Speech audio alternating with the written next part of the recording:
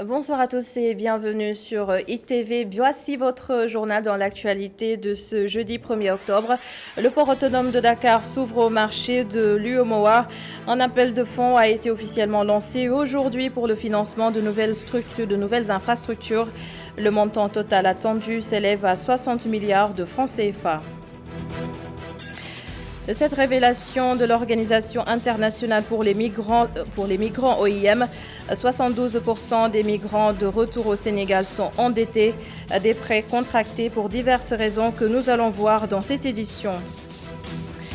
Il y a également dans l'actualité de ce jeudi ce dénouement, heureux ou pas. Après une longue série de contestations, les locaux de l'ancienne mairie de Guédiawaye seront finalement mis en location.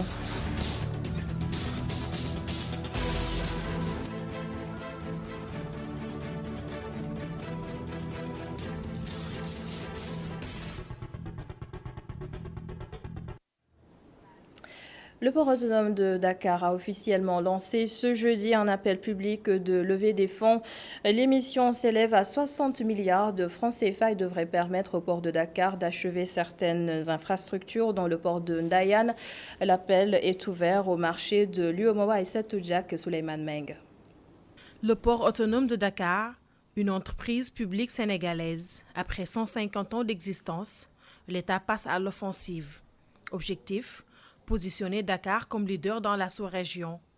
Dans ce sens, Ndayan attend son nouveau port avec un budget de 60 milliards sur table pour la construction des routes. Ce port, nous allons le démarrer à l'issue de cet appel public à l'épargne que nous espérons sera un succès. C'est un challenge, c'est un risque que nous prenons pour aller vers le marché, pour lever 60 milliards, pour démarrer les travaux. Ces travaux permettront de créer les voies d'amener, les routes, les VRD, tout ce qui est fibre optique, eau, électricité, assainissement, mais aussi tous les aménagements pour la zone industrielle portuaire. Ce projet sera lancé en janvier 2021. Les employés du port comptent démarrer cette construction avec leurs propres ressources. En début 2021, Inch'Allah, nous allons procéder à la pose de la première pierre qui démarrera le plus grand projet de l'histoire économique du Sénégal. Une zone pour accueillir un port de 4e génération. Ce qu'il faut retenir de ce port, c'est que c'est un port industrie. Ce n'est pas seulement un port classique, mais c'est un port qui a comme ambition de générer de la valeur ajoutée, qui a pour ambition de générer beaucoup d'emplois pour la jeunesse de notre pays. Nous avons un pays extrêmement jeune et nous devons compter sur la vitalité, sur la jeunesse de ce pays pour amorcer l'émergence et qui va contribuer à améliorer les conditions de vie des populations. Un projet qui permettra aux jeunes de trouver un emploi. Nous lançons un appel à tous les investisseurs institutionnels, aux acteurs portuaires, aux employés du port d'abord.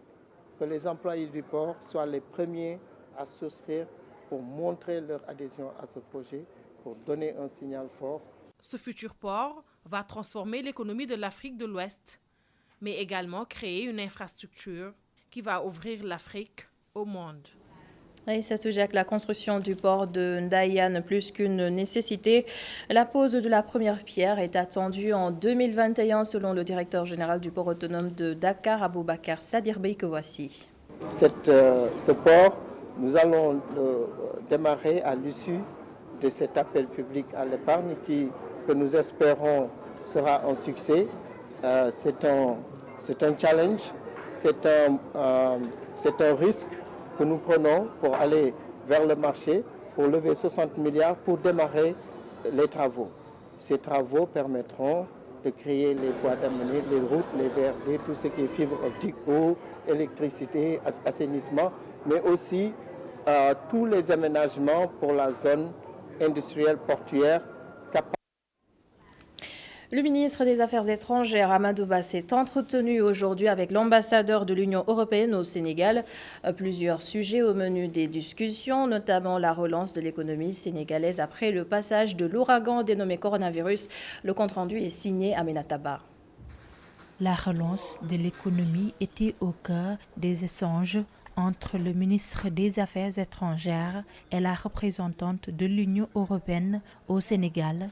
Les potentiels leviers ont été passés au peigne fin pour atteindre l'objectif. Nous avons parlé de la coopération et le Sénégal se réjouit en tout cas du soutien.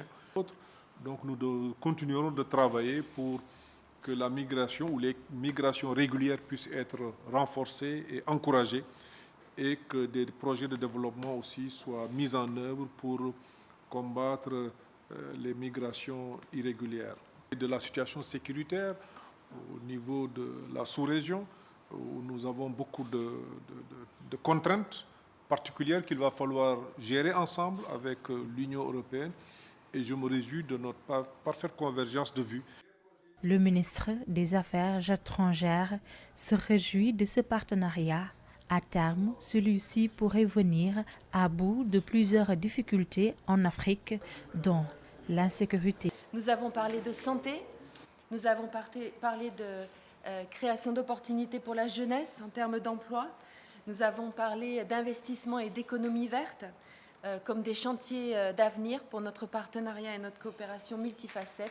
Et bien sûr, nous avons parlé aussi de migration et de paix et de sécurité comme des éléments qui sont au cœur aussi de notre agenda commun et qui sont à la fois des éléments auxquels nous devons veiller avec beaucoup d'attention, mais sur lesquels nous devons avoir un regard ouvert et très coopératif. Pour rappel, le prochain forum Paix et stabilité de l'Union européenne et l'Union africaine est prévu dans le premier trimestre 2021. Les leçons tirées de la crise liée à la pandémie de Covid-19 seront au menu.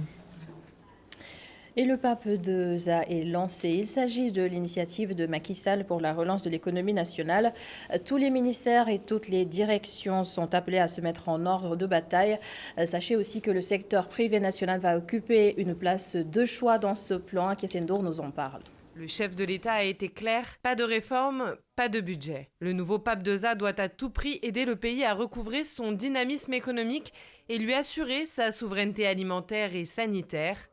Pour cela, nos autorités misent sur le développement d'un secteur privé fort qui travaillerait main dans la main avec les services de l'État.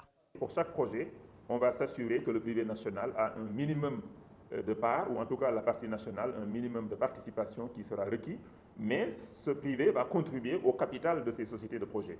Mais également dans l'exécution des PPP, il est important qu'il y ait un contenu local dans la mise en œuvre du projet lui-même. Donc il y a deux niveaux, l'actionnariat et la mise en œuvre. Il faudra que le privé national soit plus représenté. Avec ce pape 2A, le gouvernement ouvre un large boulevard aux entreprises privées qui vont bénéficier de facilités de paiement et de financement auprès des banques, notamment internationales, avec de nouvelles offres à taux réduit sur une durée d'en moyenne 7 ans contre 5 jusqu'ici. Tout cela pour relever le défi d'une croissance à peine inférieure à celle d'avant la crise. Ce n'est pas choquant de passer de moins 0,7% à 5%.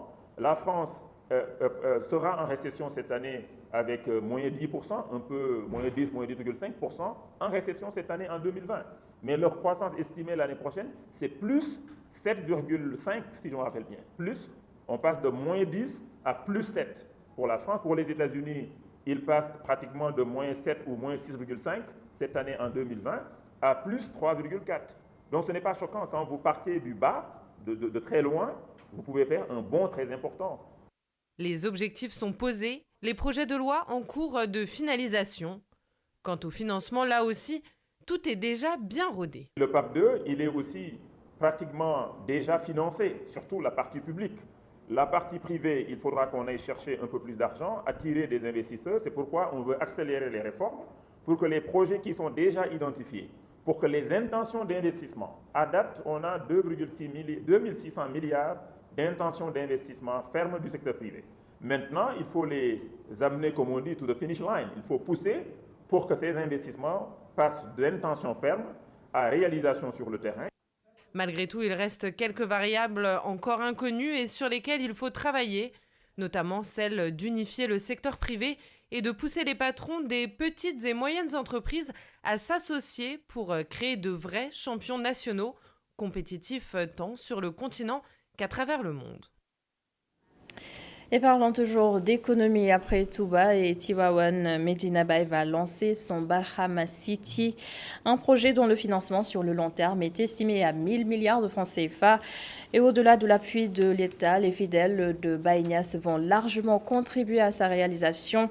Le groupe Emedia Invest a reçu la visite ce matin du fils aîné de l'actuel khalife de Medina Baye. Le point avec Pape Ibrahim Ndjaye. 2 mois après son accession au Khalifa de Medina Baye, Serigne Cheikh Mahi Niasse mobilise la famille pour concrétiser ses grands projets. Son fils aîné, Cheikh Ibrahim Mouhamadou Mahi Niasse, a rendu visite au groupe Emedia Invest avec la bénédiction de son père, a-t-il précisé. L'objectif, expliqué à la direction du groupe, le projet d'extension de la cité religieuse à travers le projet Barham City.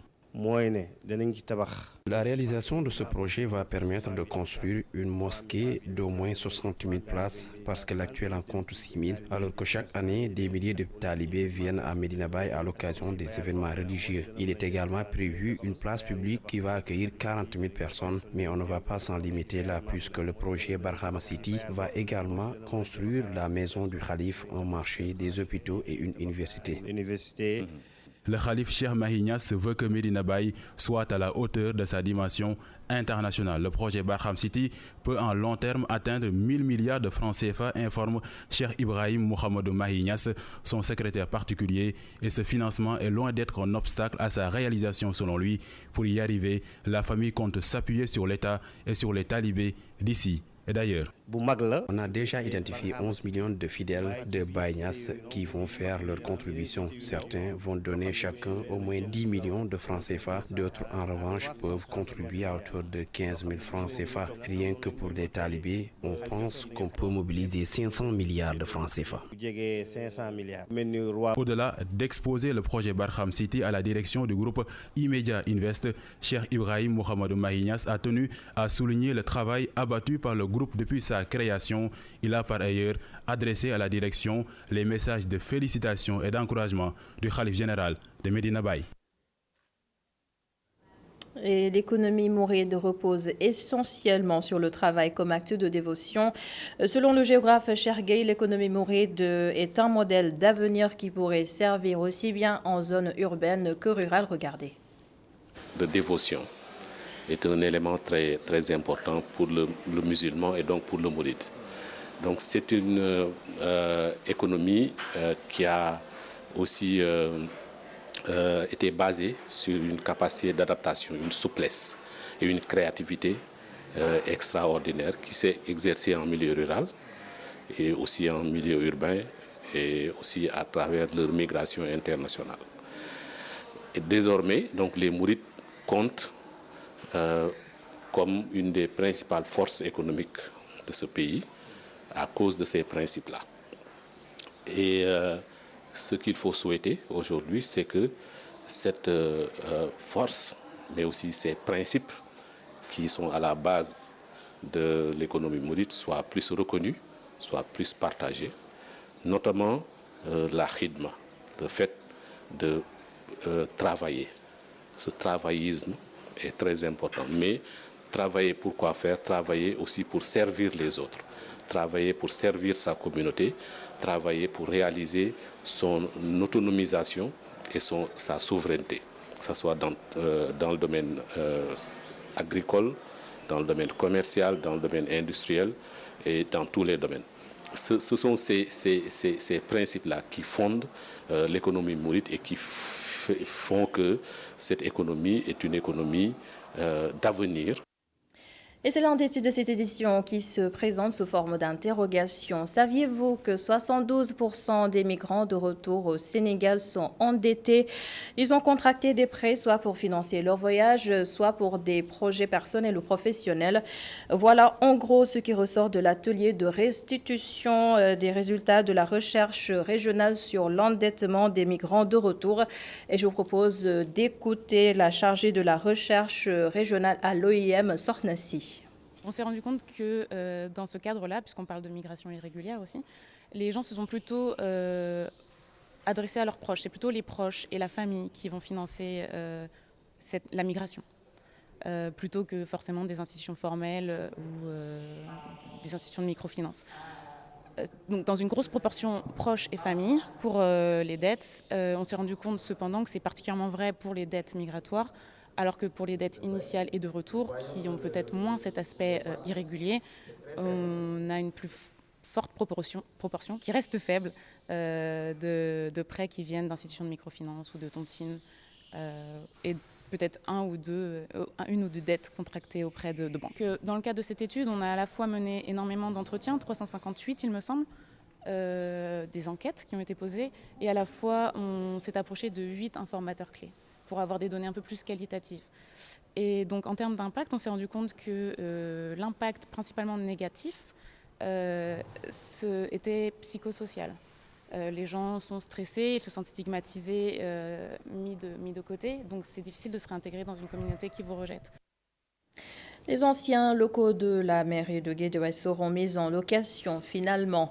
Le conseil municipal s'est réuni hier pour valider cette décision et je rappelle que la question suscitait jusque-là de fortes contestations. Les précisions de Mamadou Lamine Fati.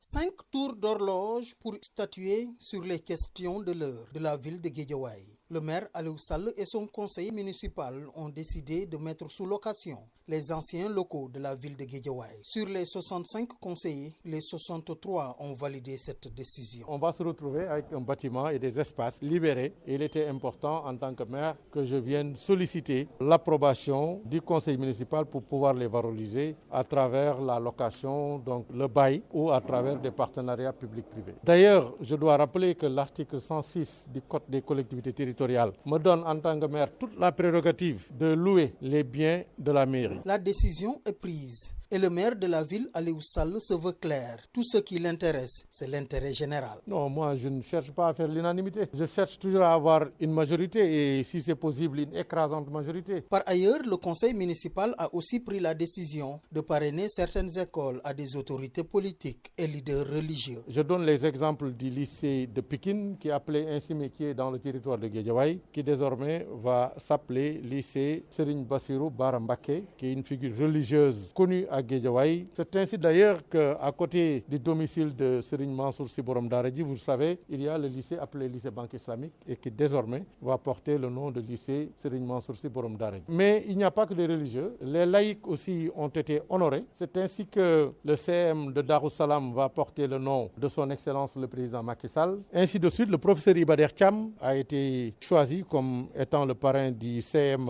de la Cité des enseignants. Cette réunion du conseil municipal était très attendue à Guédiawaye. Beaucoup craignaient un blocage, mais les propositions du maire sont finalement passées comme une lettre à la poste. Merci Mamadou Lamine Fati. Dans l'actualité, il y a aussi cette grande innovation de la Brigade nationale des sapeurs-pompiers, des motos dans le cadre des opérations de secours. Elles devront permettre aux pompiers d'intervenir plus rapidement en cas d'urgence sanitaire, des premiers soins prodigués aux patients et autres accidentés en attendant l'arrivée des ambulances. Plus de détails avec le colonel Abdoulaye Ndiaye, chargé de la communication des soldats du feu. Il est joint par Migui Maram Ndiaye. Ces motos entrent dans le cadre d'une certaine innovation, dans la mesure où on s'est rendu compte que les moyens habituels de la Brigade nationale des sapeurs-pompiers, malgré, vous l'avez certainement remarqué, le prépositionnement de certaines ambulances dans certains points névralgiques de Dakar, malgré cela, nous n'atteignons pas encore la célérité optimale quand nous allons en intervention. Donc, vraiment la rapidité que nous souhaitons. Et face à cette situation, somme toute préjudiciable à l'efficacité des secours, le commandement a décidé donc la création d'un élément de secouriste sur moto pour apporter donc une réponse opérationnelle beaucoup plus rapide en cas d'accident notamment. Et lorsque l'accident se trouve surtout sur un endroit difficilement accessible en raison soit du trafic que vous voyez qui est de plus en plus accru, notamment au niveau de Dakar, ou lorsqu'il y a une foule qui ne permet pas donc aux engins de passer rapidement.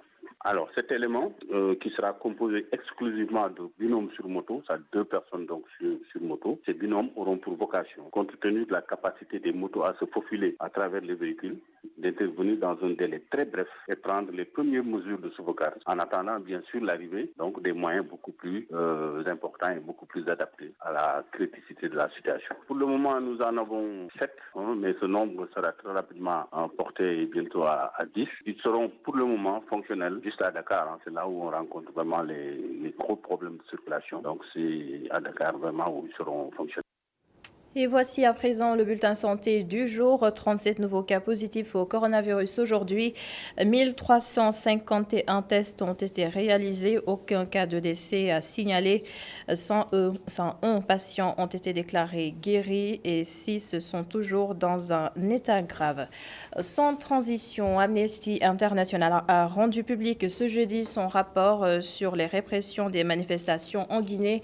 Le document renseigne sur la responsabilité des forces de sécurité guinéennes.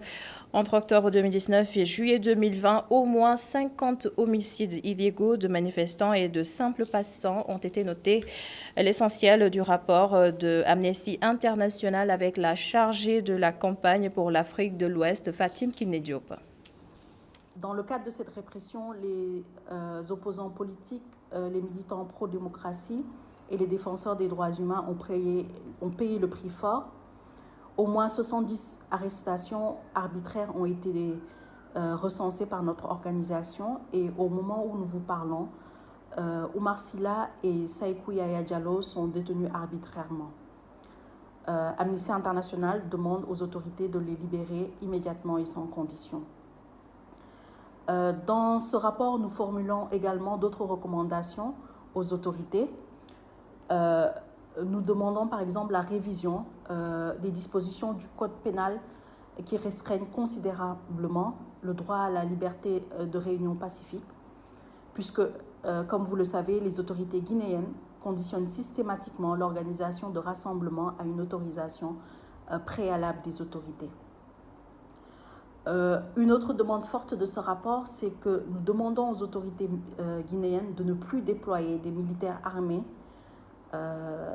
lors des opérations de maintien de l'ordre. La place des militaires, la place de la gendarmerie n'est pas au niveau ou sur le terrain des manifestations. Les forces de défense et de sécurité ne doivent pas utiliser des armes létales dans le cadre du maintien de l'ordre. Enfin, nous relayons une demande des victimes et de leurs familles pour que des enquêtes qui sont jusqu'ici restées sans suite puissent avancer et que les autorités et que les familles puissent savoir ce qui est arrivé à leurs proches et puissent obtenir justice et réparation. Fin de ce journal. Merci de l'avoir suivi. Merci à toute l'équipe de la régie. À suivre dans quelques instants la suite de la Total Bloc d'information avec Khalifa Djaraté.